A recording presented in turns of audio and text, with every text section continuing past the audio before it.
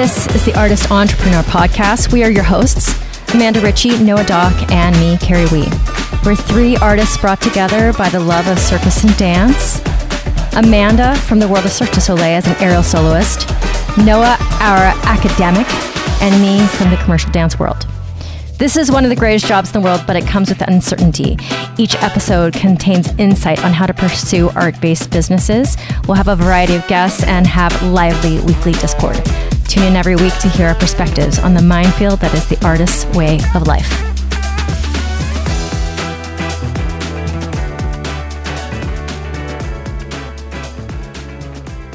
I am so interested to find out how the last 2 weeks were for you, Amanda.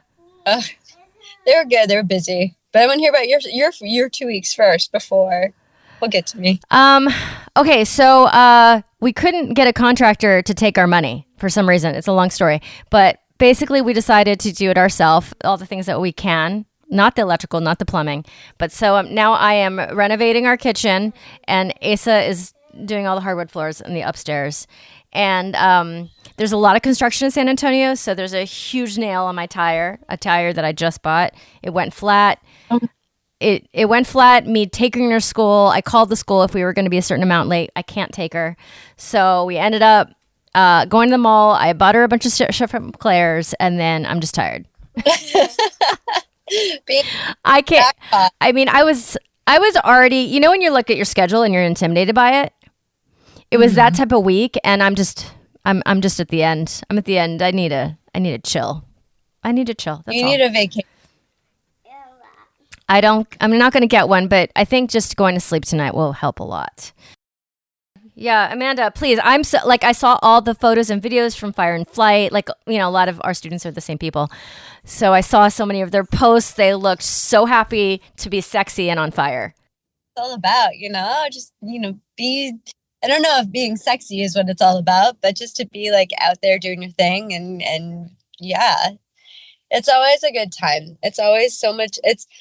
It's always a lot, but it's always so fun and so worth it, And so, yeah, I love when I get to go. And the fact that we do it twice a year is awesome. We already have people who put deposits in for next March.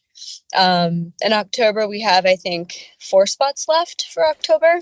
Wow. Good for you guys. Yeah. And we have 1, 2, I think 3, 4 deposits in for March 2026. So, Amanda, can you tell the audience what Fire and Flyer, like, it's a couple days, but what are you doing during those days? Because I actually don't even know the answer to this.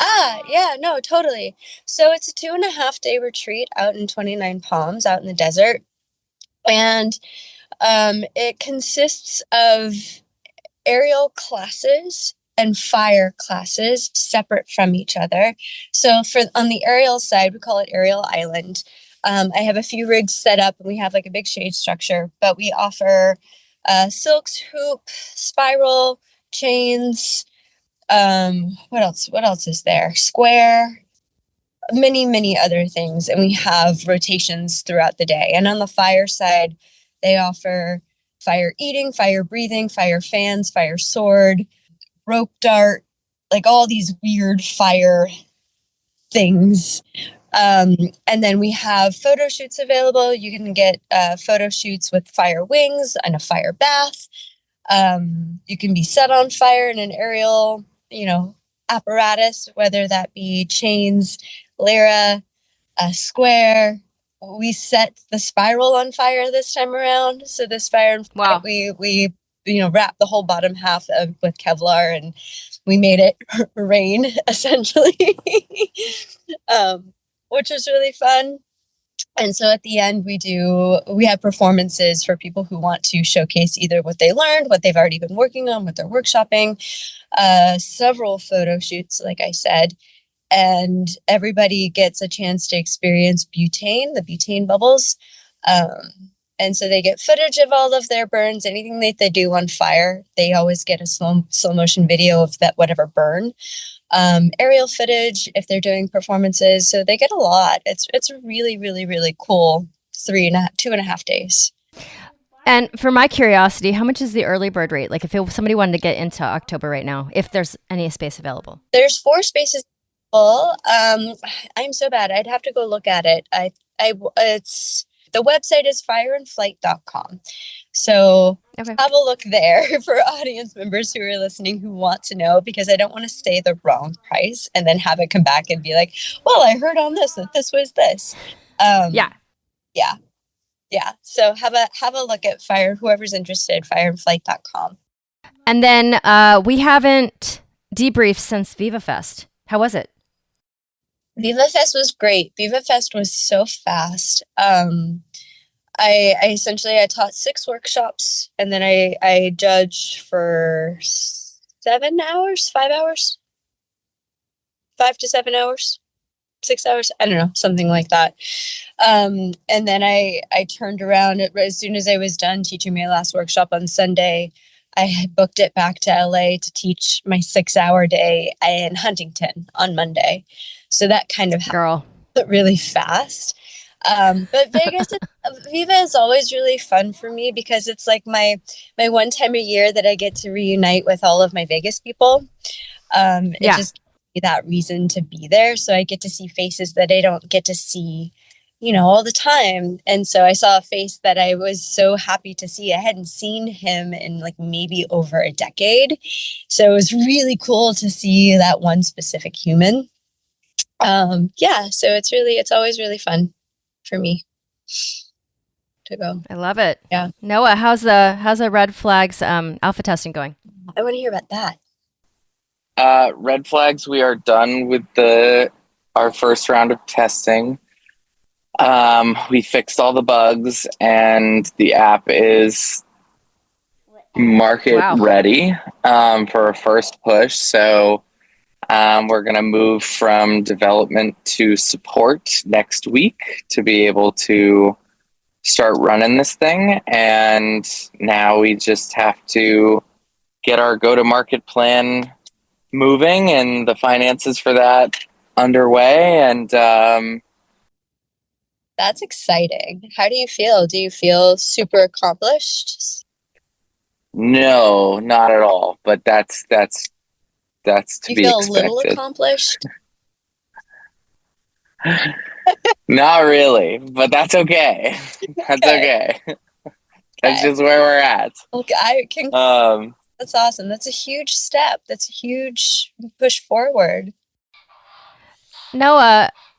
Yeah, we'll see what happens. What is the financial investment that you have to put in at this point from having the app done to like, is it like a hosting thing? Because like, like in a podcast, it goes out via a hosting platform to go to everybody's phone. So it lands on everybody's phone.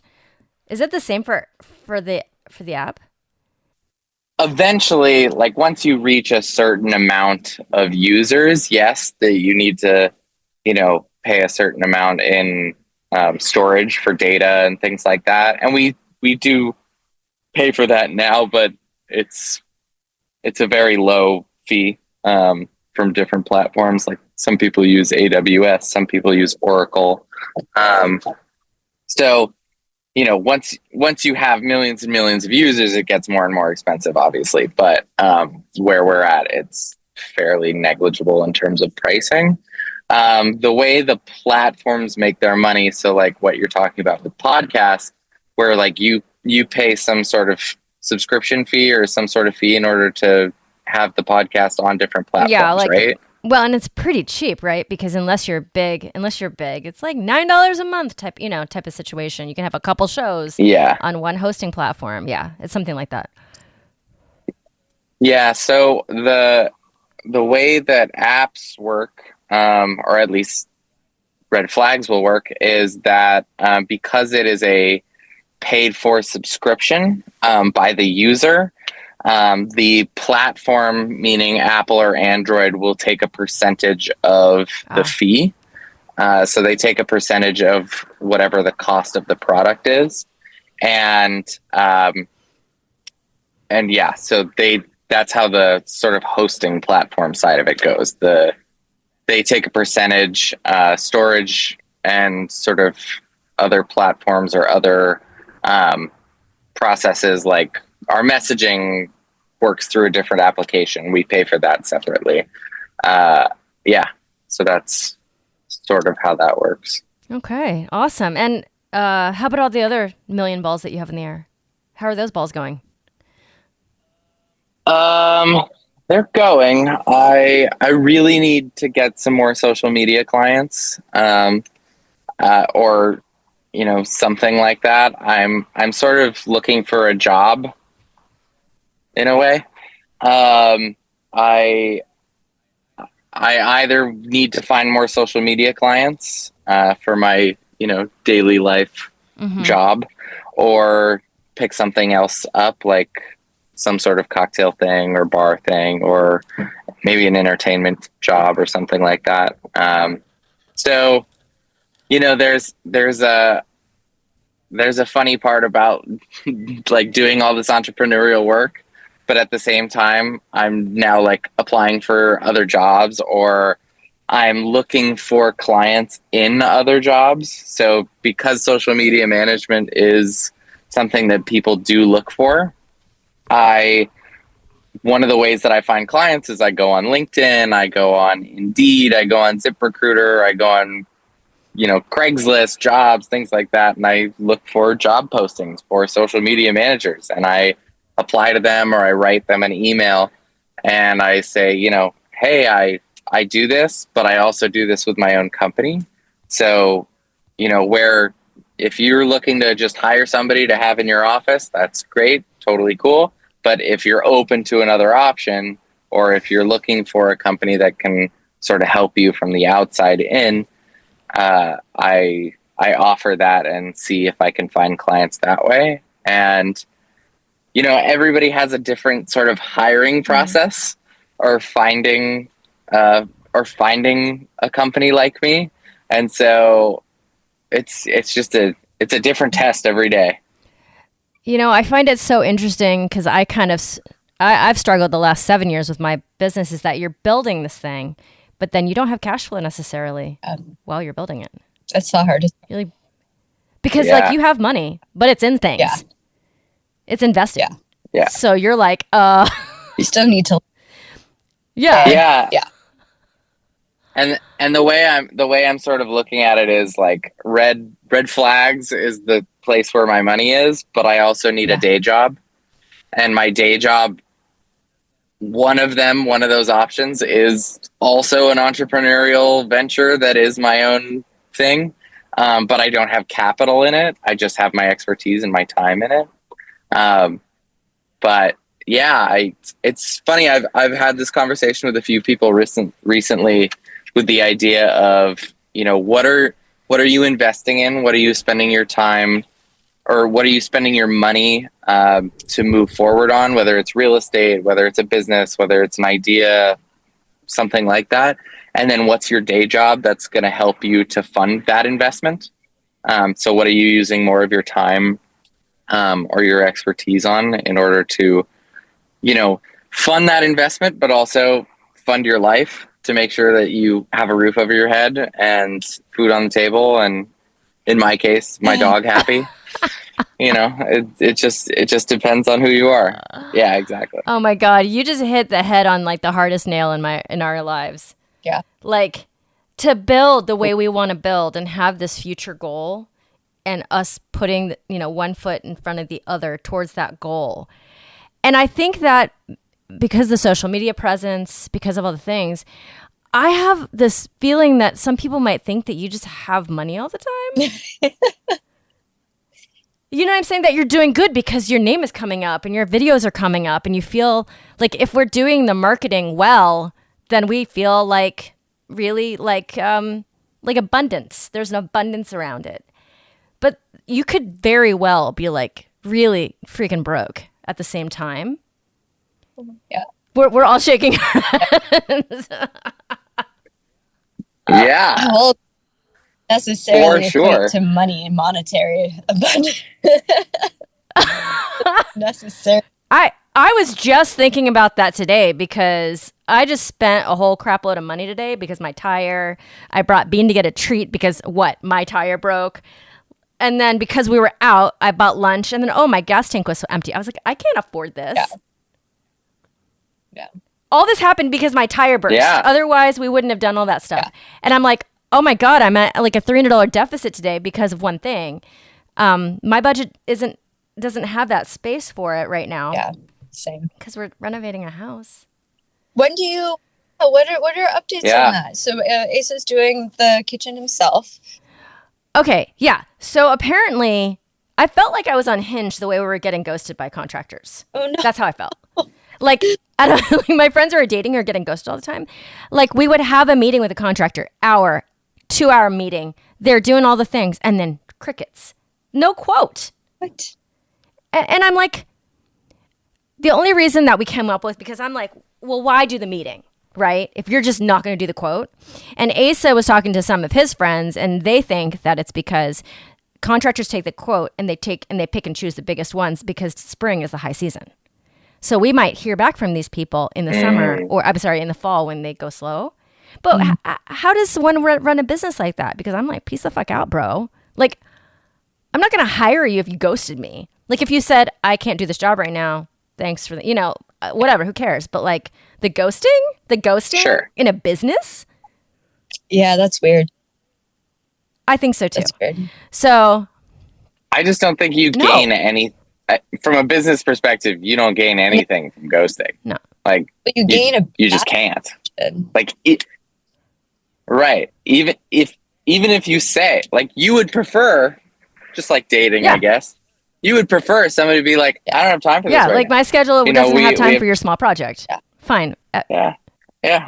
We can't do it. But if you're still looking for help later, we're happy to do it. Or, which I think is a way more useful tool is let me direct you to somebody who might be able to help. Yeah, I don't get it. I thought it was Delaware because that's where we have our other house where we've had a lot of trouble with contractors. But it's just that field seems to attract a very interesting type of person who's not a very good business person. I have never come across such effed up business people as the ones in that space of renovation, house building, and all that stuff. So we said, fuck it. Universe is telling us to do it ourselves. So except for plumbing and electric, which we have no skill set towards, I started painting my cabinets already. By the way, house renovation projects, painting, sweeping, mopping, use the same hand muscles as silks. So I'm so overtrained. I've been Theragunning my the palms of my hand in my car every time I'm in my car because I'm like completely these muscles are done. That's funny. Asa figured out how. That's really funny. And you know what else uses the same muscles? And no, I'm not going X-rated. Coloring books with my kid. Oh, interesting. So I'm like coloring. I'm using these fine muscles, like these small muscles, and it's the same muscles. And so I can't like sit and color with her for an hour because I'm like overusing the same muscles that I use for work. Yeah. Did you guys think I was going to go the other direction with that? I don't know, but that's always there. So, as she comes in again, look at her in her little gymnastics sparkle outfit. So, and then Asa, YouTube University, like how to pull up the carpets, take off the trim, and we're doing the hardwood floors ourselves. So it will be a lot cheaper. But I think I got my ass handed to me this week because I added on like driving to the house, painting on a couple hours that I had, coming back to the house that we're living in, cleaning this house, cooking dinner, blah, start the next day. So, yeah, but I'm good. It's just like, I'm tired, you guys. Yeah, I get it. Amanda, I have a question. Yeah. Have you had a moment to feel what it's like to have your schedule changed? Because it has been a week now. Or is it not enough time yet? So after Fire and Flight, I spent 3 days out in the desert just to spend, and which I never ever did before because I would always have to drive back. Say we finished like Saturday at or Sunday morning at 1 a.m. I would be on the road enough time to sleep and then teach at 4 p.m. on Sundays. So I would never stay. I would always have to like book it and do things, right? So I did take a Monday off, but I only had that one day to take off instead of 3 days to take off. So it's been really lovely. And then being here now in this moment that we are, I don't work tonight. And so I've been doing other things, like other Oh, yes. human What are you things. doing? The world is your oyster. Like, what are you doing with yourself? Right. But this is the first day that I've kind of actually been in my reality of not having anything to do today. So it'll get a little bit more. And you're still in the You're still car. I'm still in my car. Even though you have nothing to do today, you still found your way into the car. Today. It's just, it's my brand now, guys. It's my brand. It's hilarious. Um, yeah, no, like I went on a date and like the Huntington Garden thing, which was really, really wonderful. I did some other little things that I haven't been able to do in a very long time. I'm looking at different things.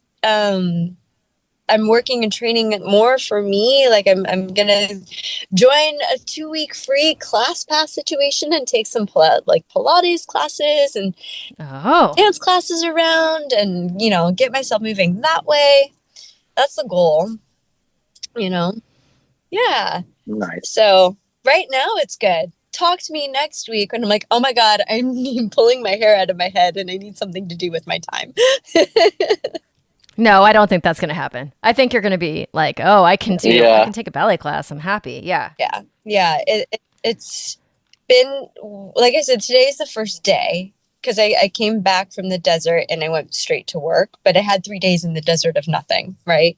So, yeah. So, like I came back a little bit refreshed. I could have still used like a couple of days of nothing, I think. But that's okay. So, yeah. Okay. Yeah. All right. Do you guys have any pressing questions on your mind? I won't this week, but in the next coming weeks, I will. And I won't elaborate on that further, but I will have some things coming up to talk about. I mean, I think we hit on it already a little bit, but I think the conversation being broke as hell when you're trying to run your business. being broke as hell when you're trying to run your business is it's an interesting one, but also like, how do you? I think it's come down to balance. So much of what I've been thinking about over the last month is balance, and I can say definitively to you guys and all of our viewers, I'm so far from it. But I think that it's such a constant theme in, I think, all of our lives, and the conversation of being broke and trying to run your business is part of that balance. And the conversations that, like I said, I've been having recently are, what is it that you're investing in, and then what's your day job? And I'm going to use so a friend of mine who is much older than I am, who has a successful real estate business, and we had this conversation a few weeks ago about, he worked in a shop and he did what he needed to do to make whatever money he needed to take advantage of whatever opportunity came his way.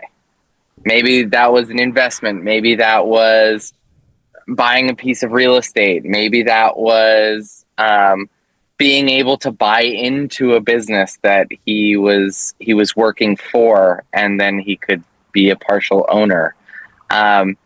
And we had this conversation about that.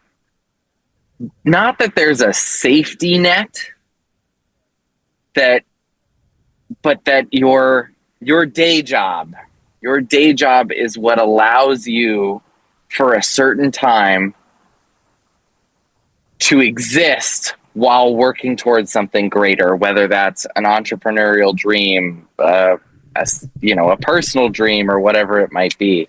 And that balance is not necessarily I have to go do this thing for me. or I have to go build this business right now, or I have to find how I can build this business right now, but also have a social life and go on dates and be a person and, you know, enjoy myself. But how do you find balance between your day job and your dreams and whatever you're working on in that way, as opposed to your personal, your business, but your business and your business? Yeah. Amanda, I feel like you and I might be in a kind of the same boat, because our bread and butter is teaching aerial. Yeah. Like, this has been happening this week with this studio that I'm at, because it's more of a startup-y versus like the loft, like, because it's only been alive for 2 years. They're building the community. So we're really lenient on like if somebody cancels an hour before type of thing. So the way that the structure of how they pay. So I'll go in and like, I'll leave my house and I'll be paid a certain amount. And by the time I get there, there's going to be cancellations and I won't be making the same amount. And it's not even close to what I'd like to make. But on the bottom, at the bottom line, it's like, it's an investment because I'm building a community, because I'm 8 months in. I'm 8 months in and it's going really well. But it's like, the check at the end of the month is like sometimes really good and sometimes not. But I'm grateful that no matter what, I'm going in and I'm training with them. So, the days are going too fast. What happened? The days are going too fast. She's so wise, you guys. She goes, the days are going too fast. Yes, you're going too fast. Fast, Bean. I agree. Yeah. So when it comes to like my passion being my job, like it is the same as the dream. But the ways that I'm kind of like this month, kind of like, oh man, I have software that I pay for no matter what. So that like all the people that are buying my courses whenever they decide to across the world, they have this active platform of like hundreds of videos that I've produced. But that takes like, there's a monthly fee to everything that I have, you know, my email lists, all the things except for social media, which is free.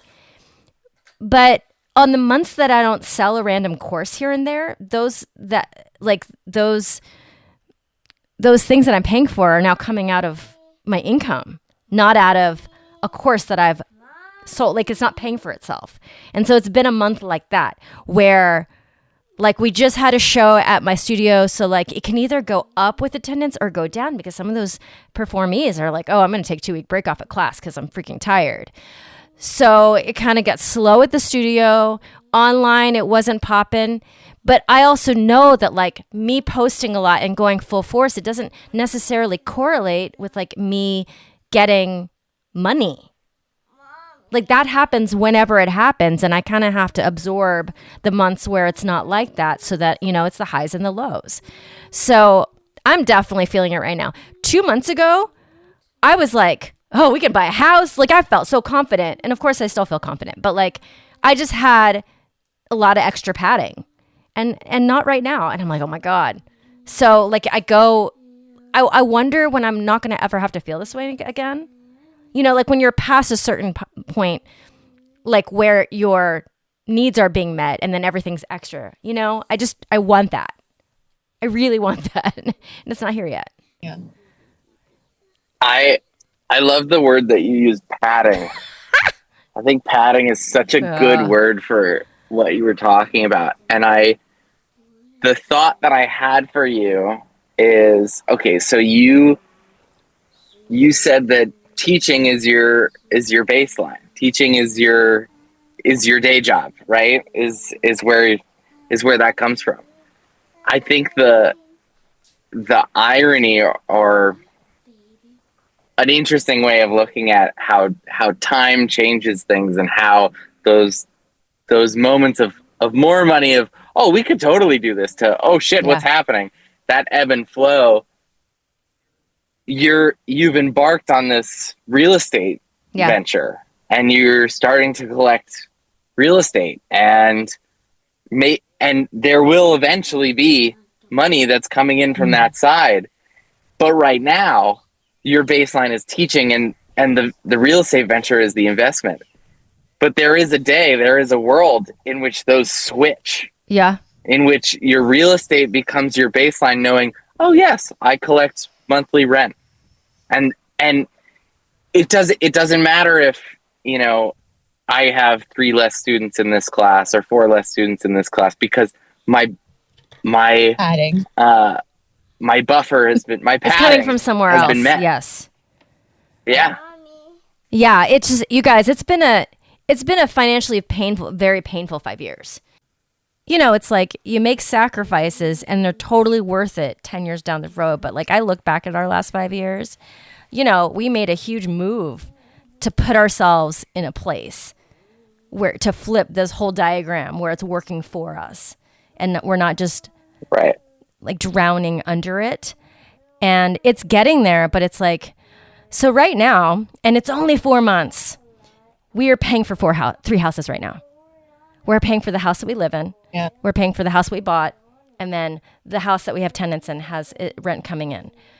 So our finances will go down to less than 1 mortgage in 6 months. Because the mortgage in Delaware is way less than what the renters are renting it for, because that's the market rate. And then the house we're living in goes away. And so the house in Delaware will partially pay for our mortgage here, and our mortgage here isn't going to be that expensive. It is the right move. We are, I complain about Asa. I complain about my partner all the time because of like partnery things, but like we are on the same page. Like it's worth it. Like not buying clothes for like 5 years, not spending, not going on vacation, not doing any of those things. It's worth it, but it's painful. It's just like, oh my God, when is this going to end? It's going to end hopefully this year. Yeah. You're Yeah. tail end of that period. And I love the concept of the day job becomes the dream and the dream becomes the day job, or vice versa. Like the way that flips, or the way that you engage with that as you build the dream, as you go through these 5 years, as you go through these 6 years, like that's, yeah, I feel like I'm staring down the barrel of that 6 years or that 5 years or that 10 years.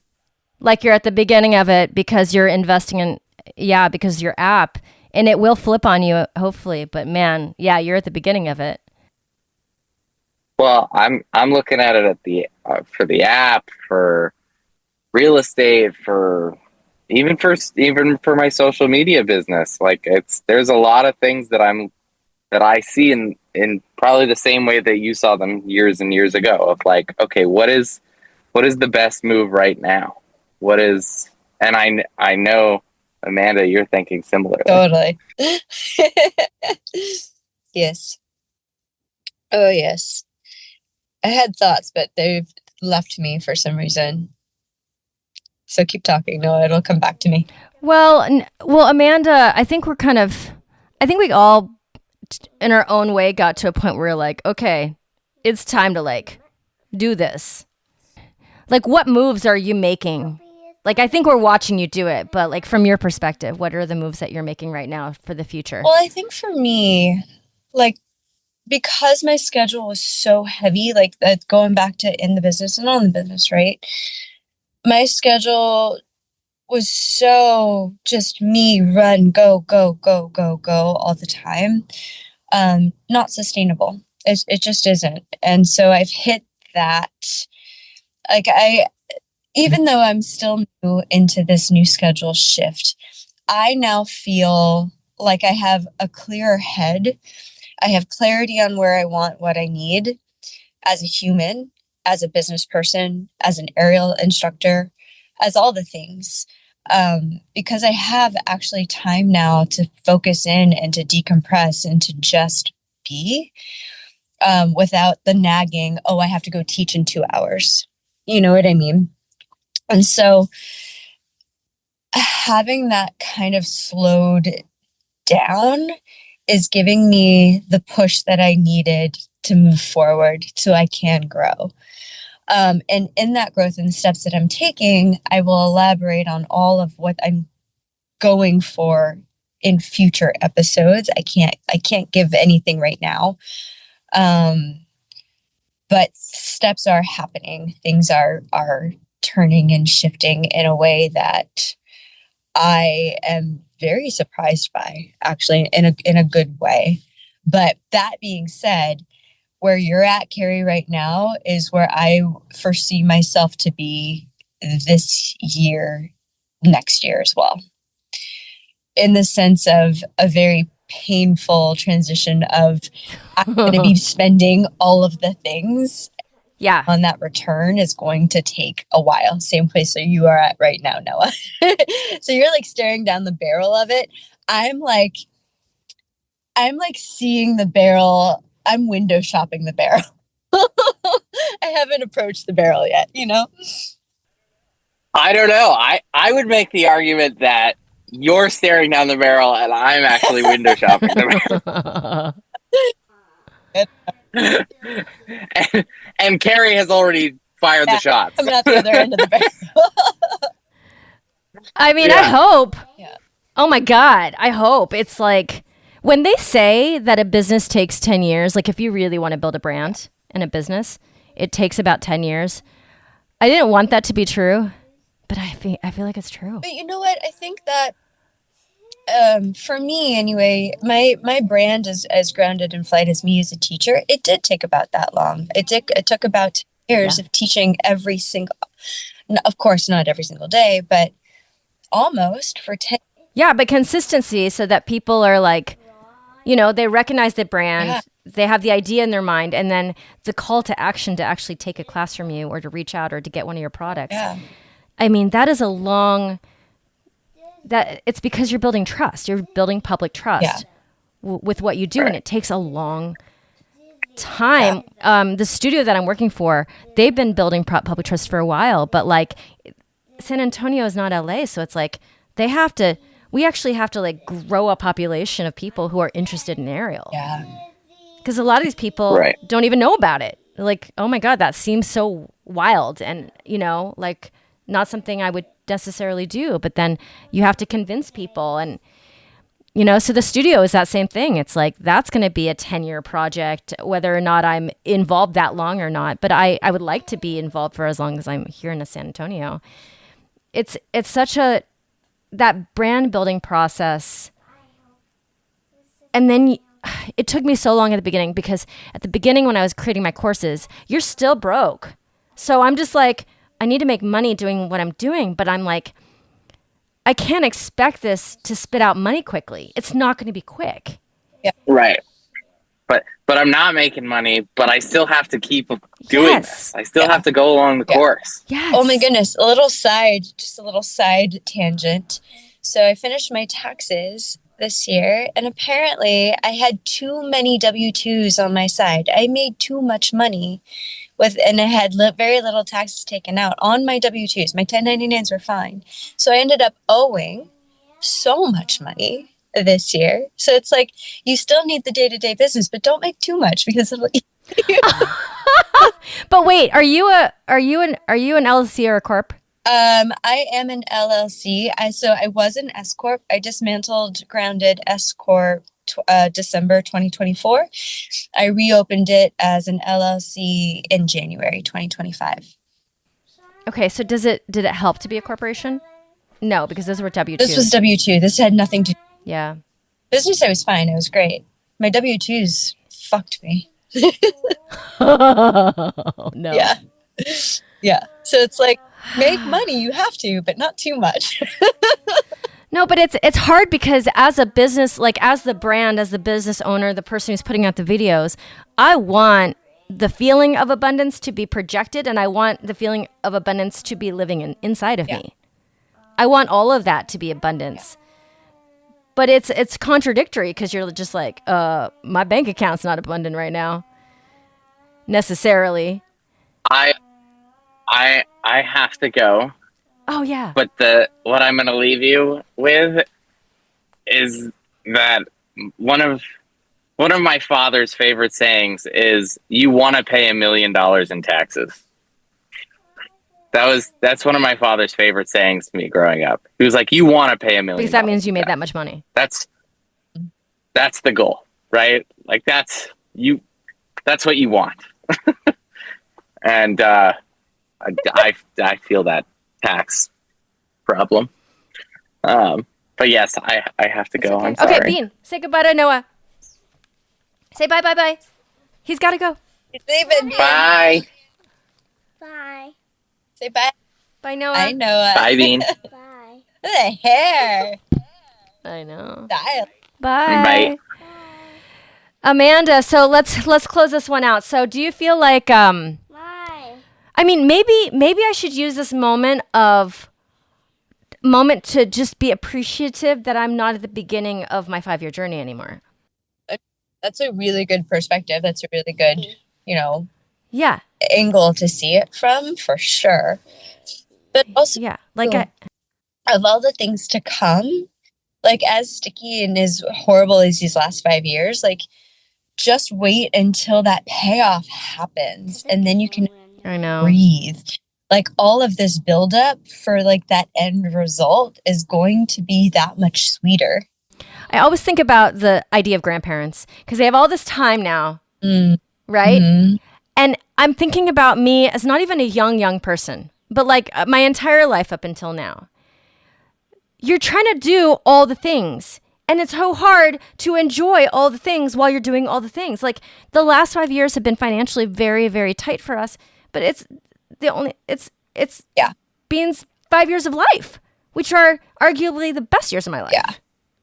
It's like priorities. What's actually important, Yeah. So I don't actually like it's been financially tight, but then it's like I don't want it to go by that fast because that means, you know what I'm saying? Yeah. Look at this little queen. I know, the cutest. She is. And if you could go back and if you could go back and change anything, but also if you did change that threatens your future, like your present reality, go back and change anything? Well, the thing is that I don't think we could because then without changing the goals. Right. And the goals are correct. Yeah. They're what should the goals are what they should be. Right. So we're just taking the steps that we need to take to get to those goals. So in that way, no, I wouldn't go back and change anything because all of the sacrifices and the hardness of it is, I can't change the goal. I wouldn't change the goal if it's even easier now than it was. It was just the hardest that last couple years in LA. That was just The hardest. Now that I look back at it. I mean, just not even having even just living in this rental house. Yeah. It feels like, to be honest, it feels like limbo because I don't want to live here anymore. I want to live in the house that we actually are going to live in. But in all honesty, it's a very comfortable limbo. Yeah. It's a comfortable house. Yeah. So it's not we all know what it's like to live in some type of limbo. Like you don't know where you're going to live in a couple years or you're moving. You're always we've been moving for 2 years, it feels like. Yeah. But it's a privileged limbo. Yeah. Because we all know what it's like to really not have any money versus have your money locked up. Right. In things. Like you're not hurting, you're not starving, you're not homeless, you're not yes. Like you said, privileged. It's limbo, but Yes. you're okay. Your family's okay. You have a roof over your head. Your basic needs are being met. Like you're surviving when the ideal is to thrive instead of survive. But the thriving is happening. It's coming. Yeah, and your thriving is coming too. I mean, I'm really glad for you because even just that one weekend in LA just reminded me because we kind of slipped back into kind of that hustle that we were doing in LA. Because back when we lived in LA, Asa worked 7 days a week. Yeah. Like you. Humans can't do that over the long term. Yeah. And so just not having any time to really work on on the business at all. That's really hard when you're running a business. Yeah. Yeah. And to pick and choose, and this is also a luxury. This is very privileged but I also needed to pick and choose where and how I spent my energy. Yeah. Because that I don't have limited, I have limited reserves of that. That doesn't come just free flowing. I'm Yes. one of those people that I'm a true introvert in that sense, where I recharge alone and in the comfort of my own. And when I don't get that, I don't function as a human. And so not having that, like that frantic energy all the time of, oh, I'm just in the middle of all of this all of the time. Like I was depleting and depleting and depleting and depleting, and then I had nothing, you know. Yeah. So Yeah, you can't function like that. I was also I've decided to slowly work on some of these products that I want to put on my website. Yeah. One of them is the teacher training, the 200-hour teacher training. And I had hybrided done. I had launched it already 2 years ago and did one group of people. And one of those people is going through this process of the private training for teacher training. Like I'm modeling it off of how I'm working with her. that's awesome. And so I'm creating the anatomy mini course for that course. Got it. Because I want it to be very tailored to how we would use it in the classroom. Not just, of course, you have to memorize the muscles at a certain point. Like I want people to understand where the muscles are, but it's like, how are we using them? How are we injuring? How are we stretching them? Like, because students are going to ask, well, like I want to get a flat or split. You have to know a little bit. 100%. So I'm kind of creating this mini course and like curating videos that we can find on YouTube of other professionals talking about these muscles and this and that, because I am not a physical Yeah, therapist. that's awesome. So I'm like curating what I would like to be a mini course for anatomy. So I was looking at a lot of the brands like / people that I really respect and want to pull videos from their YouTube channels to curate part of my mini course. And a lot of these people that I know and respect, I'm like, oh man, your YouTube channel is not fleshed out, and it should be. Interesting. And then I was like, oh God, that means the same for me. You're like, oh no. That means somebody finds me on Instagram and then wants to look at tutorials on YouTube and goes to YouTube and realizes that I have a very limited amount of videos. And then hangs their face like I just did on some of these curators, on some of these like people that are very good at what they do, and they just like don't have it fleshed out because maybe they're fleshed out on Instagram or their website. Stop. Nope, not that bean. So again, my list is like, it's like down on the bottom of the list. Okay, I want to flesh out this part of my business. Yeah. So that's why it takes so long. Yeah. Unless you have a whole team and a lot of funds coming in at the very beginning. I don't know. But what do you think? Do you stress out about that stuff? I'm not stressed, but I'm like, oh shit. If I am a consumer and wanting that from somebody else who I want to follow, then it is the same if I turn it back around on me. Yeah. No, I hear you on that, and yeah, for sure. I don't know for me if I would be consuming on multiple platforms. Like, so if I found somebody, say like I'm a new silk artist, I'm new to it, and I found your videos and I loved it, I would just stalk you incessantly on Instagram and then, get what I could. And if I was really obsessed, I might look for YouTube, like the YouTube tutorials, and if I couldn't find it, then I would try to your website. Whatever was on wherever I first found you, whatever available in terms of a resource, I would click it. So if your Instagram has, and that's where I found you, if your Instagram has YouTube as a resource and I go to your YouTube and it's not fleshed out and it's not all the things that you're saying, then I would be like, oh man. But if that's not something that you're advertising as a resource, I don't think I would, have too much judgment on if it was fleshed out or not. I just know that YouTube is one of the most growing platforms out of all of them. It is, and I'm saying it's really smart to have it fleshed out there. However, but if I found you on there, then if it's not fleshed out, I probably wouldn't follow you. Right. But if I found you on TikTok and in your TikTok was like, here are a full-length video on YouTube, and if I go to your YouTube, then it's nothing, then I'd be like, oh, what? You know what I mean? Yeah. For example, Fit and Benny, Christina Kaya, who I'm a huge fan of. So I went to her YouTube and she has it fleshed out to a certain degree. But as a consumer, I was like, I want more. Yeah. Christina, I want to be like Christina. I'm going to call Christina. I want more. Yeah, that's what it made me feel as a consumer. Are you paying? Because I know that YouTube, you get paid for the I don't really know how the monetization works, but it's like, I'm assuming per view and per like and per subscribe. After a certain amount of viewing hours of people looking at your stuff, it monetizes. This is what I learned recently. So I'm saying this because I feel like eventually YouTube's a place I need to be a lot. Yeah. For the money, like to monetize. And honestly, with podcasts, the same thing. I just can't figure out how to do that when I'm not recording with my co-hosts in a physical space where it's really nice to, people don't want to see like awkward Zoom videos. They want to see it like TV-esque, a podcast being produced. Yes. So, I mean, you're talking about Spotify studios and like iHeartRadio studios. That's the thing, So it's something that I have in my mind because I listen to a lot of business podcasts, and that's where people are saying, YouTube is just taking over in that way. So all this in my mind. Mind you, there's nothing terrible about always having ideas of what I want to do more. I don't think it's terrible that I come up with different ideas of a million things I can do every single day. I don't think that's a bad thing. No.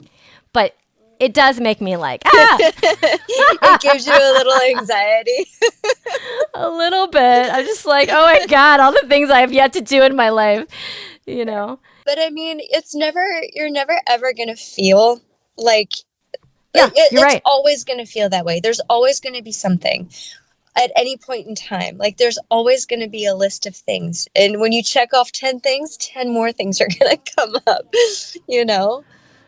Yeah, because the more you grow, the more you want to do more. Yeah. The more you want to like get more your products, out to your consumers. And yeah, you just want to do more. I mean, I guess that's why I'm doing the right thing, because that's the direction I want to go in. So I think I need to get comfortable with just having this feeling, because it's going to be all the time. All the time. Yeah. But that's your growth mindset. That's your abundance kicking in. Yeah. And like if your whole being is consumed by that energy, by that abundance, everything will follow suit, including your bank account. It just takes a moment. It just takes time. Yeah, it just takes time. And in a week, I'll like randomly sell a course. I'll be like, you guys, I'm rich. 100%. Like somebody once told me, like, being an entrepreneur is like riding seriously like the biggest roller coaster in the world. You're high, you get really high highs and really low lows. Like it's just chaos. Yeah. Amanda, just to put a button on the end of this. So I've been having people DM me about how much they're enjoying our podcast. Oh, that's exciting. I've also had some people message me about how they're watching it and listening, or not watching, but listening, which is so nice. It's so nice. I'm convinced that it's because of the magic that we felt when we like got together the first time, the three of us. We have a magic. It's just fun to listen to, because I listen to a lot of podcasts too. And sometimes even if the information's great and like I'm learning a lot, if I'm not like engaged with the people, and even if they have guests, sometimes I'm like, I don't care about the guests. I want to have a familiarity. Like I want the people, I'm like connecting with these people I've never met, but in my car, and I want to hear the same voices every week. Yeah. Totally. Like cracking up and making fun and like, so I believe that's why I want to do it. That's why I wanted you guys to do it in the first place, because I'm like, we've got some magic that we should share.